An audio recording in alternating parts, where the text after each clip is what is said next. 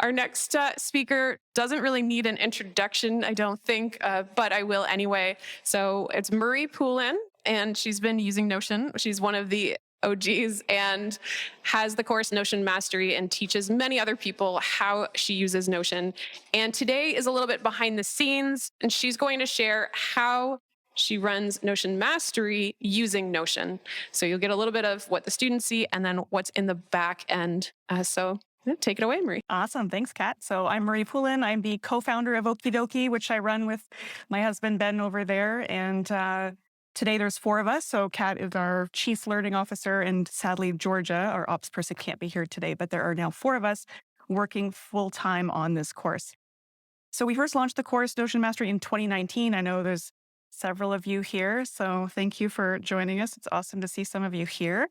Some of the numbers here, the course has been running for 3 years. We've got over 2,200 students, hundreds of lessons. We've got at least 25 live trainings that we've done, and we've run hundreds of live events. So just setting the stage that we have a lot of content that we have to manage and kind of organize behind the scenes. This used to just be Marie organizing her personal Notion and kind of doing this behind the scenes just on my own. But as we grew, we needed ways to be able to collaborate together as a team. So we're using Notion to manage quite a bit of content. So just wanted to kind of set the stage there. And even if you're not using Notion or thinking about online courses specifically, I'm hoping this will give you some ideas to think about how you manage content in general. So hopefully it will give you some inspiration there. So let's talk about online courses in Notion, because today I'm covering a little bit more of a content management side, not the delivery. So we do deliver our course using Notion, but full disclosure, Notion is not a learning management system, but as part of the teachings that we want to show people kind of how far you can push Notion, it makes sense for us to be using Notion as a delivery system. We have an enterprise account. We have wonderful relationships with Notion directly.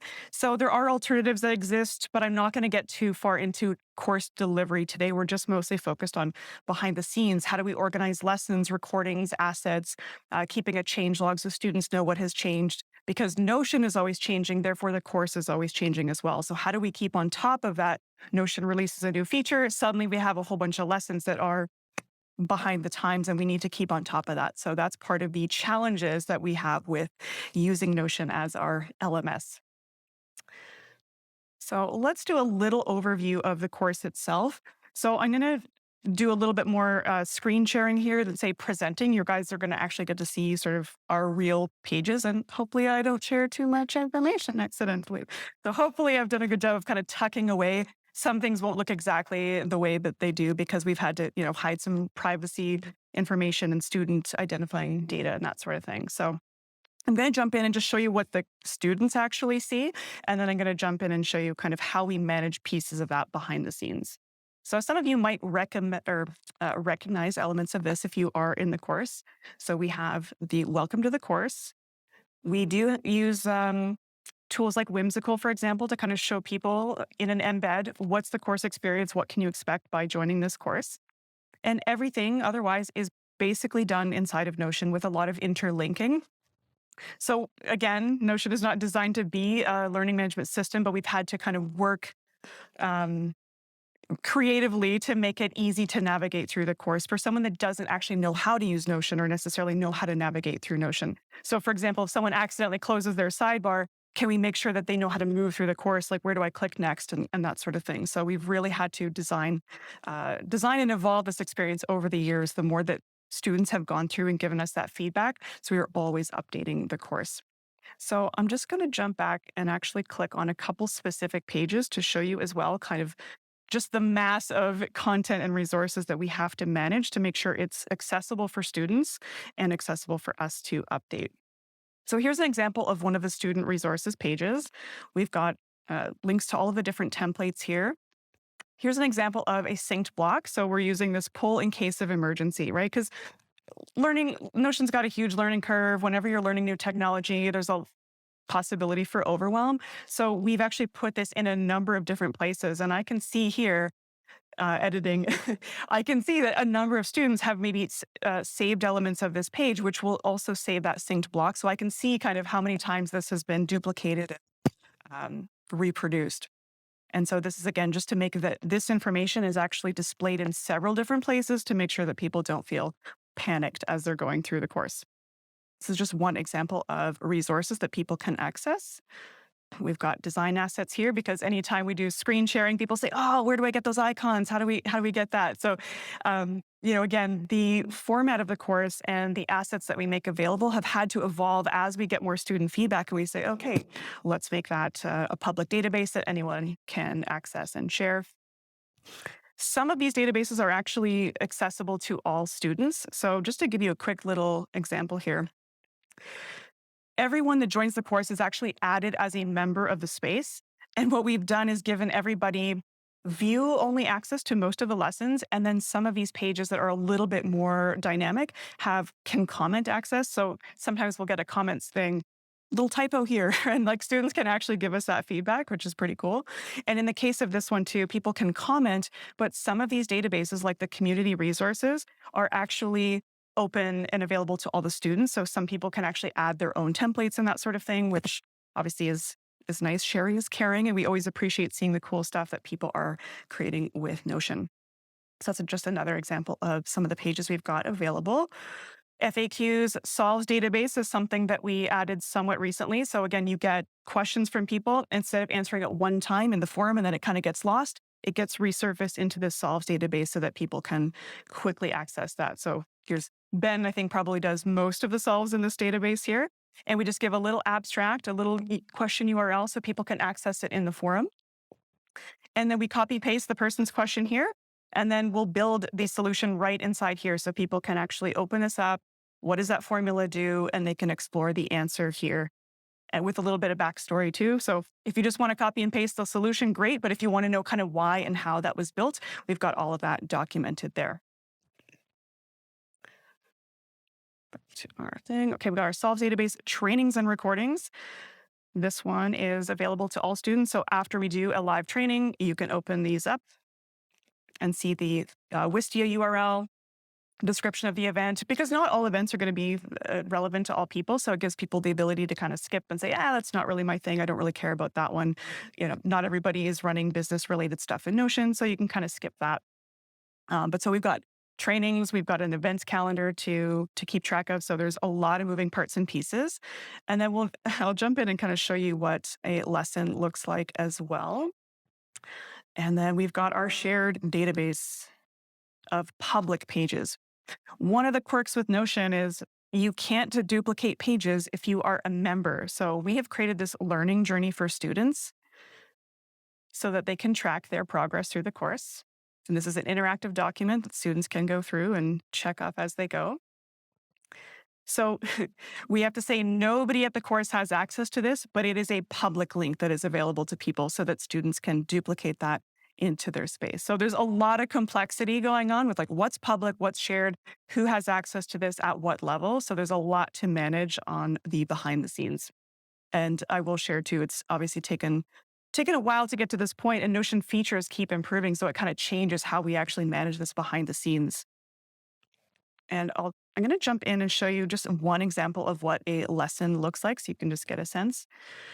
Got some instructional stuff here. Make sure, hold on, have you installed the components before you jump forward? Because we used to get people asking questions like, where's the templates? So again, we're always working to improve the onboarding experience as well to make sure people kind of know where they should be moving through the course. So I'm just going to jump into one here just to kind of show you what this looks like.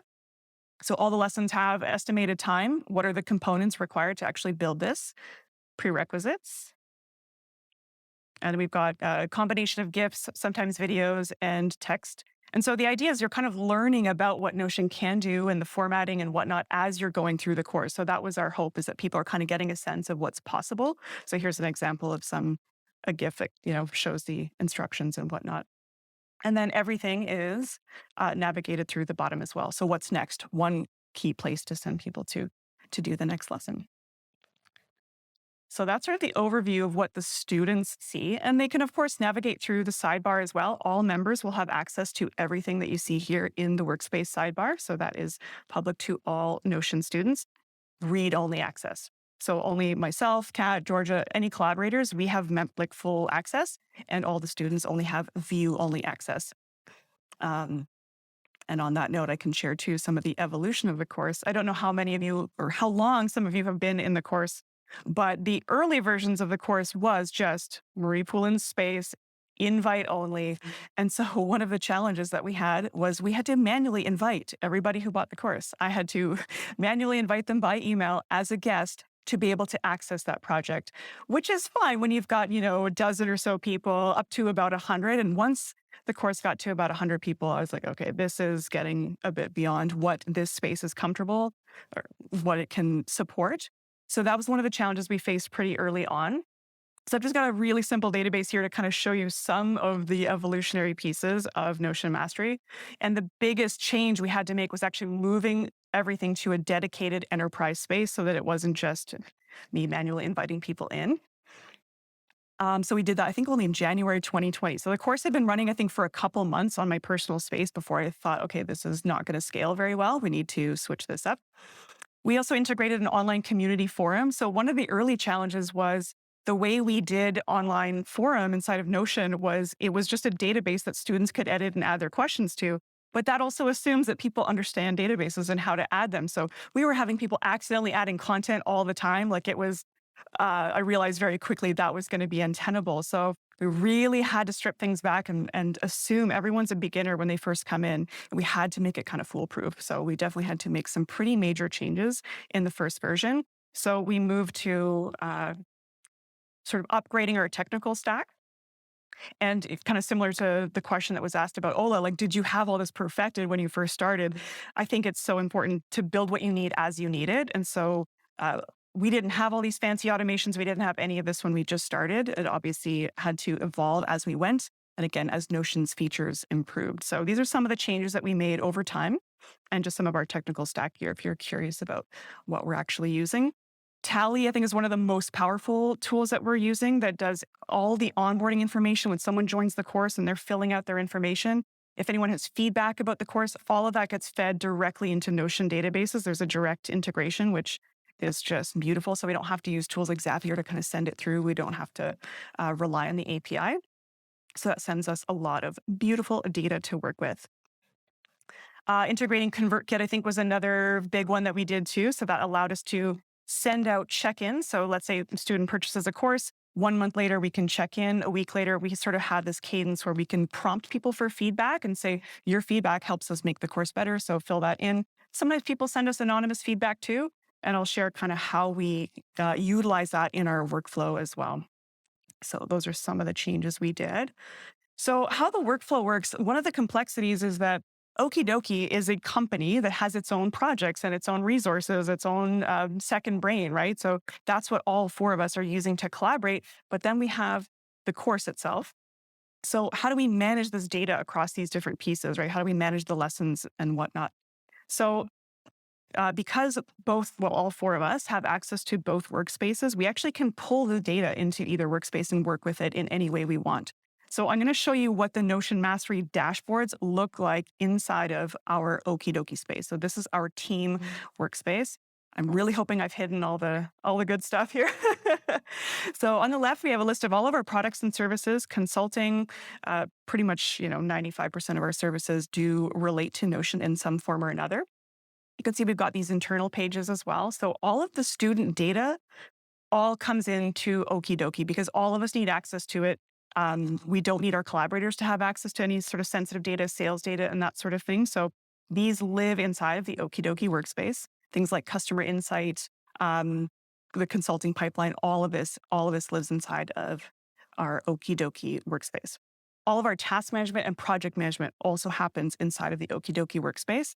So you can see Notion Mastery course, in a way, it's become an area, right? It's a project that never ends. So I have it in here as a project with a status of ongoing, and these are sub-projects. So again, it's sort of started as a project, but now it's more like a lifestyle and has many, many projects underneath it.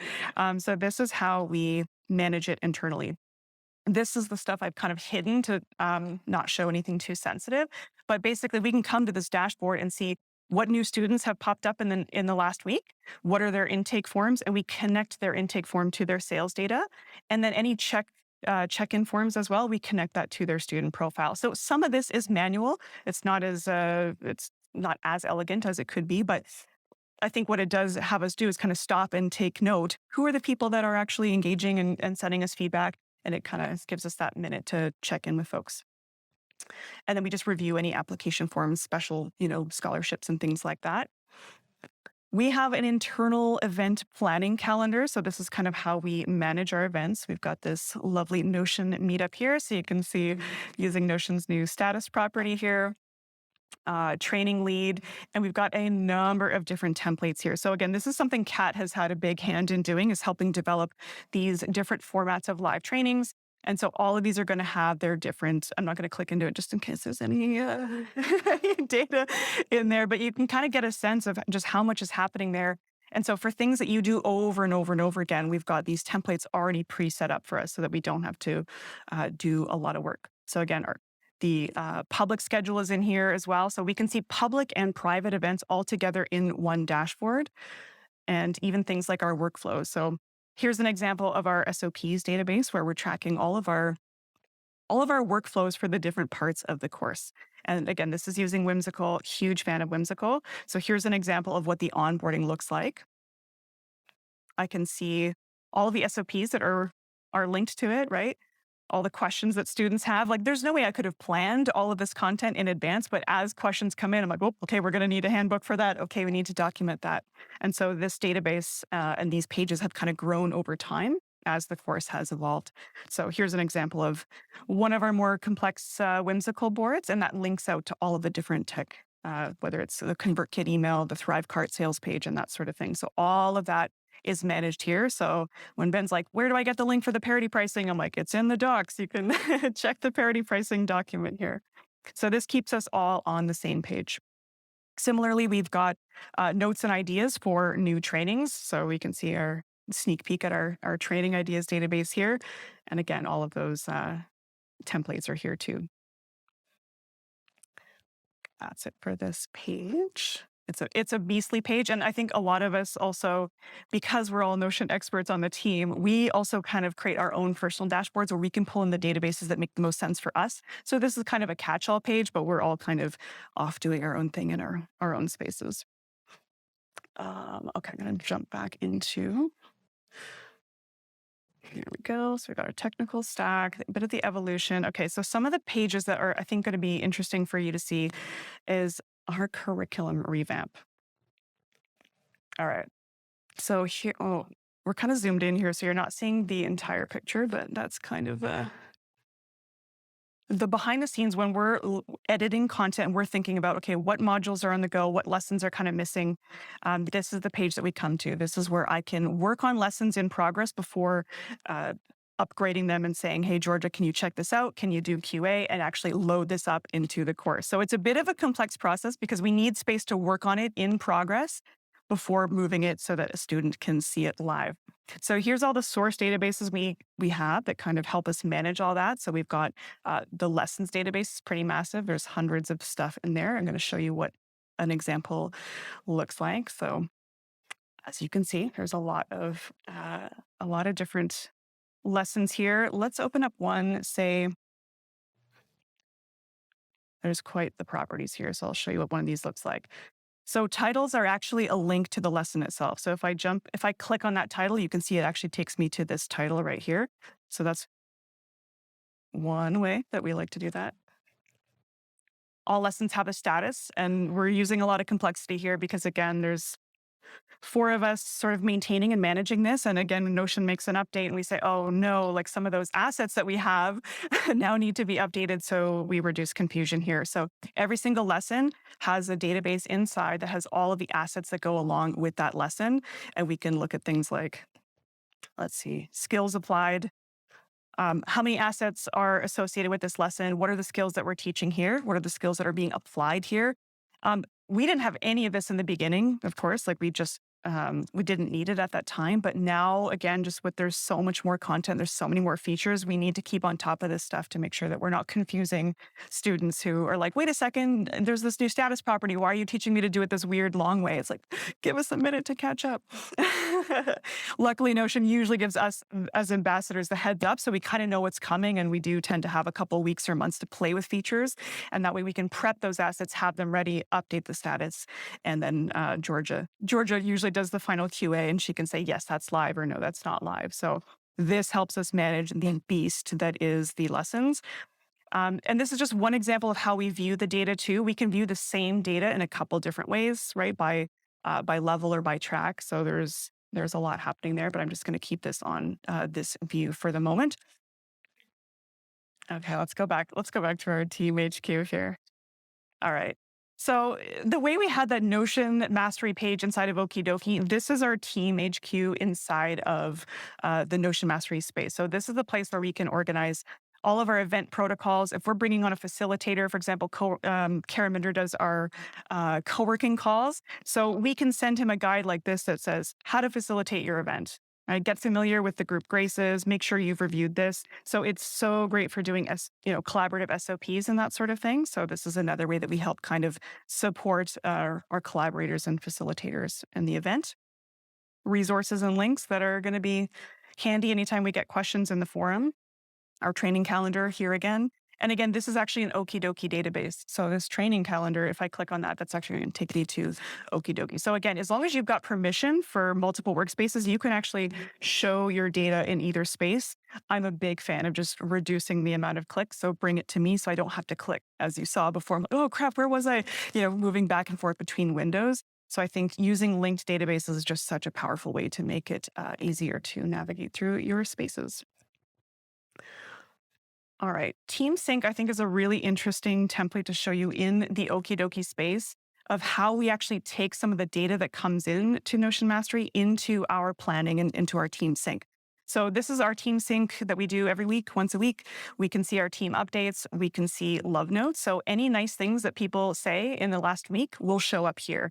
And these are sometimes clipped from Twitter. They might be clipped from an email that somebody sends. Georgia can add to this. Kat can add to this. This is a place where we can all review our lovely things that people say about us. Sometimes we take these and put them as testimonials on the sales page and that sort of thing. And it's just a nice way to kind of kick off your meeting, right? You're like, oh, nice things people have been saying about us. Scorecard is things like sales data, ConvertKit data, emails, that sort of thing. And the check-in form, I just added a screen cap so I don't actually show any accidental data, but like this was a check-in that came in today. And so this is automated through ConvertKit, right? I think people get a weekly email or maybe every couple weeks or something like that. Yeah. And so we just ask, what's a win that you had this week? What's a challenge that you had this week? And sometimes the way people phrase their wins or challenges actually gives us a lot of great info to work with in terms of updating the course. We're like, oh, okay, if this challenge just keeps coming up over and over again, maybe that's a sign we need to improve some element of the course. So we do take this stuff very seriously. We always really encourage people to give us that feedback because we do act on it. And then tensions and conflicts. And today, look at that. We can check that as done. Yeah. And then we include our trainings and events database. So again, even just in our meeting agenda, we are pulling in lots of data so that we don't have to be clicking around. We can review it right here on the page and go, great, done. Any next actions can be added right there and we are good to go. So that's another example of just kind of how we pull that data in so that it's not so cumbersome to kind of jump back and forth between these two projects. So whenever we do a live training event, and often Kat and I will co-host these, sometimes Kat will host them on her own. We use Notion to develop the pacing, right? So you can kind of see, here's an example of our level 1 personal productivity session that we did. And this is a great way that these are the notes that we can kind of have on the screen when we're doing our fancy looking through the teleprompter and eCam sort of thing. And we've got these, and this kind of helps us plan and pace things out. So we've got a lot of events here. I mean, this is being filtered, I think, to one specific event. So I don't know if it's safe to click on. What will this button do? Yeah, so that's just an example of how we do our live training. So There's a lot of moving parts. As you can see, I feel like you could probably do like a 4-hour masterclass on just all the moving parts behind the scenes. But again, the course did not start out this way. And with this much data and this much tracking, it wasn't so necessary. But once we got to hundreds of lessons, thousands of students, it's like, okay, we need a way to kind of keep on top of this information and manage it more. Just manage it better and make sure we're on top of those changes. Because again, we just don't want to add confusion to the students. Here's an example. Yeah, I think I showed you guys an example of what a lesson looks like when it's in progress. Even things like linking to the specific blocks. So, for example, Georgia might add a note here saying we need to update this. And if I click on that, that will actually take me to the specific block on that lesson page. So it already tells me exactly where I need to go to create that and update that asset. So this is a pretty beastly database that has come in handy big time as we've been trying to catch up with some of those wonderful Notion changes. That's the beast. I know it's a lot, and it's again an example of a much more advanced space, which might seem very overwhelming for some beginners that are just getting into Notion. But it did not look like this in the beginning. It was a very simple page that I just manually invited people into, and I think Notion, one of its most amazing use cases, I do think, is for beta testing products. So. Inviting up to 20 people into a page where you can actually let people comment and give you feedback right inside the page. I think that's really great. Once you prove the concept that people are willing to invest in that, then I think you can choose a proper, learning management system or product, whatever your product is. But I think for beta testing, I just think it's such a wonderful tool for that. So